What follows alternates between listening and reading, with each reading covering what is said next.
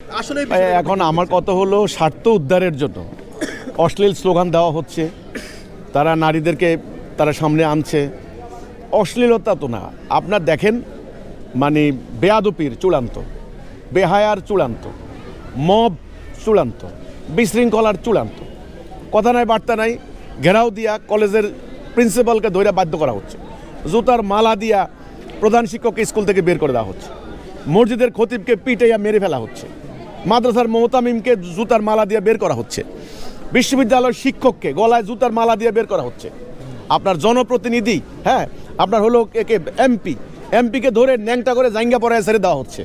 সাবেক আইজি, সাবেক পুলিশের কর্মকর্তা, সাবেক সেনাপ্রধান, সাবেক বিচারপতি, তারে ধৈর্য জুতার মালা পরানো হচ্ছে। তাহলে মান সম্মান কার আছে?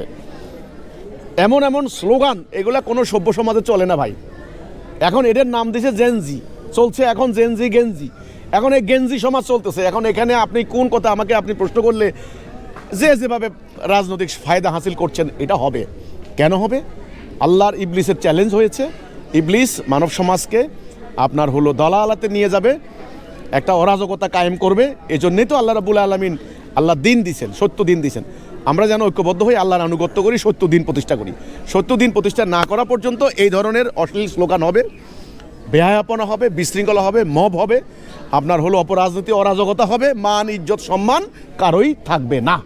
কথায় হবে, আচরণে হবে। এই কথা নেই বার্তা নেই ঘুষি দিয়ে দিছে, কথা নেই বার্তা নেই গুলি করে দিছে, কথা নেই বার্তা নেই তলপেটে একটা পোস্ট মারি দিছে, হ্যাঁ কথা নাই বার্তা নাই আপনার ঘর ডাকাতি করে নিয়ে গেছে যেখানে আমেরিকা, কথা নাই বার্তা নাই ওই যে নিকোলাস মাদুরোকে ধরে নিয়ে গেছে। কে বিচার করে, কে কার কথা করে? রাষ্ট্রীয় একই অবস্থা, আন্তর্জাতিকভাবেও একই অবস্থা। এখন আজকে যদি বাংলাদেশের উপরে এ ধরনের হামলা করে, দেখবেন কেউ কিছু বলার নাই। আমরা বলি না পাকিস্তান, ইরান, ওই তুরস্ক, ঘোড়ার ডিম কিছুই করবে না আমাদের জন্য, কেউই কিছু করবে না, কেউই কিছুই করবে না। তো এই জন্য এই অশ্লীলতা বন্ধ করার জন্য একটা উপায়, আল্লাহর দিন প্রতিষ্ঠা করতে হবে। এই